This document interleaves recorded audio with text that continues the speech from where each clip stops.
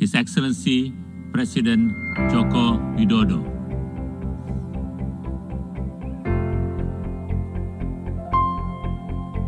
Saya khawatir kebijakan bagi stabilitas dan perdamaian yang lestari akan goyah atau bahkan akan sirna. Dunia yang damai, stabil dan sejahtera semakin sulit diwujudkan. Yang mulia, tahun ini Indonesia juga merayakan kemerdekaan yang ke-75 tahun. Dan sudah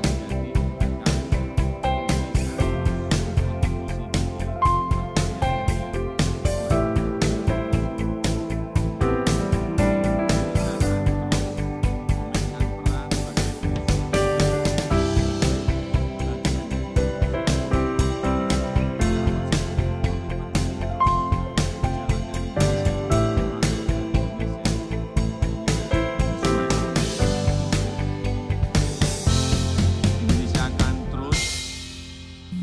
Yang mulia Presiden Majelis Umum PBB, Yang mulia Sekretaris Jenderal PBB, Yang mulia para pemimpin negara-negara anggota PBB, tahun ini genap 75 tahun usia PBB. 75 tahun yang lalu PBB dibentuk agar perang besar, Perang Dunia Kedua tidak terulang kembali. 75 tahun yang lalu PBB dibentuk agar dunia bisa lebih damai, stabil dan sejahtera. Karena perang tidak akan menguntungkan siapapun. Tidak ada artinya sebuah kemenangan dirayakan di tengah kehancuran. Tidak ada artinya menjadi kekuatan ekonomi terbesar di tengah dunia yang tenggelam.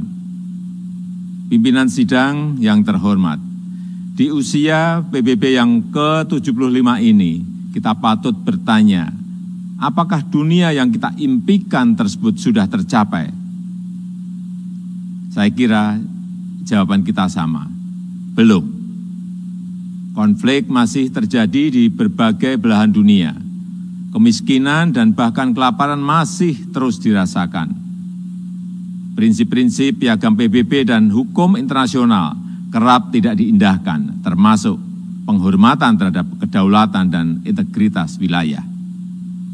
Kita semua prihatin melihat situasi ini. Keprihatinan kita menjadi semakin besar di saat pandemi COVID-19 ini. Di saat seharusnya kita semua bersatu padu, bekerja sama melawan pandemi, yang justru kita lihat adalah masih terjadinya perpecahan dan rivalitas yang semakin menajam. Padahal kita seharusnya bersatu padu, selalu menggunakan pendekatan win-win pada hubungan antar negara yang saling menguntungkan.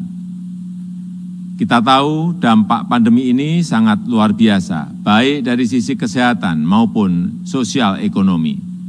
Kita juga paham virus ini tidak mengenal batas negara. No one is safe until everyone is. Jika perpecahan dan rivalitas terus terjadi, maka saya khawatir pijakan bagi stabilitas dan perdamaian yang lestari akan goyah atau bahkan akan sirna. Dunia yang damai, stabil dan sejahtera semakin sulit diwujudkan. Yang mulia, tahun ini Indonesia juga merayakan kemerdekaan yang ke-75 tahun. Dan sudah menjadi tekad kami, Indonesia terus berkontribusi bagi perdamaian dunia sesuai amanah konstitusi. Indonesia akan terus memainkan peran sebagai bridge builder, sebagai bagian dari solusi. Secara konsisten, komitmen ini terus dijalankan Indonesia, termasuk saat Indonesia duduk sebagai anggota Dewan Keamanan PBB. Spirit kerjasama akan selalu dikedepankan Indonesia, spirit yang menguntungkan semua pihak tanpa meninggalkan satu negara pun. No one, no country should be left behind. Persamaan derajat inilah yang ditekankan oleh Bapak Bangsa Indonesia Soekarno, Bung Karno, saat konferensi Asia Afrika di Bandung tahun 1955 yang menghasilkan Dasar-Sila Bandung. Hingga kini, prinsip Dasar-Sila Bandung masih sangat relevan, termasuk penyelesaian perselisihan secara damai, pemajuan kerjasama, dan penghormatan terhadap hukum internasional. Palestina adalah satu-satunya negara yang hadir di konferensi Bandung yang sampai sekarang belum menikmati kemerdekaannya. Indonesia terus konsisten memberikan dukungan bagi Palestina untuk mendapatkan hak-haknya. Di kawasan kami sendiri, bersama negara-negara ASEAN lainnya, Indonesia terus menjaga Asia Tenggara sebagai kawasan yang damai, stabil, dan sejahtera. Pada hari jadinya yang ke-53, 8 Agustus 2020 yang lalu, ASEAN kembali menegaskan komitmennya untuk terus menjaga perdamaian dan stabilitas kawasan. Spirit kerjasama dan perdamaian inilah yang kemudian didorong Indonesia ke kawasan yang lebih luas, kawasan Indo-Pasifik melalui ASEAN Outlook on the Indo-Pacific. Yang mulia, melihat situasi dunia saat ini, izinkan saya menyampaikan beberapa pemikiran. Yang pertama, PBB harus senantiasa berbenah diri, melakukan reformasi, revitalisasi, dan efisiensi. PBB harus dapat membuktikan bahwa multilateralism delivers, termasuk pada saat terjadinya krisis. PBB harus lebih responsif dan efektif dalam menyelesaikan berbagai tantangan global. Dan kita semua memiliki tanggung jawab untuk terus memperkuat PBB agar PBB tetap relevan dan semakin kontributif sejalan dengan tantangan zaman.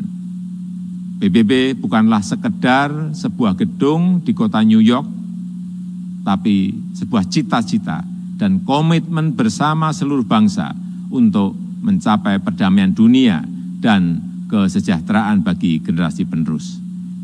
Indonesia memiliki keyakinan yang tidak tergoyahkan terhadap PBB dan multilateralisme.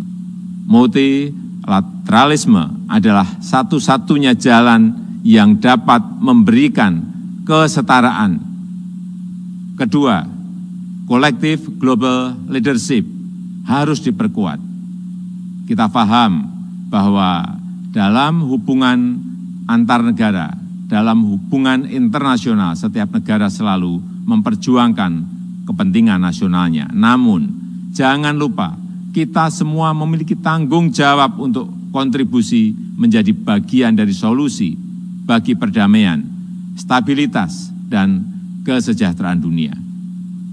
Disinilah dituntut peran PBB untuk memperkokoh kolektif global leadership. Dunia membutuhkan spirit kolaborasi dan kepemimpinan global yang lebih kuat untuk mewujudkan dunia yang lebih baik. Ketiga, kerjasama dalam penanganan COVID-19 harus kita perkuat, baik dari sisi kesehatan maupun dampak sosial ekonominya. Vaksin akan menjadi game changer dalam perang melawan pandemi. Kita harus bekerja sama untuk memastikan bahwa semua negara mendapatkan akses setara terhadap vaksin yang aman dan dengan harga terjangkau. Untuk jangka panjang, tata kelola ketahanan kesehatan dunia harus lebih diperkuat. Ketahanan kesehatan dunia yang berbasis pada ketahanan kesehatan nasional akan menjadi penentu masa depan dunia. Dari sisi ekonomi, reaktivasi kegiatan ekonomi secara bertahap harus mulai dilakukan dengan melakukan koreksi terhadap kelemahan-kelemahan global supply chain yang ada saat ini. Aktivasi ekonomi harus memprioritaskan kesehatan warga dunia. dunia yang sehat, dunia yang produktif harus menjadi prioritas kita. Semua itu dapat tercapai jika semua bekerja sama, dan bekerja sama. Mari kita memperkuat komitmen dan konsisten menjalankan komitmen untuk selalu bekerja sama. Demikian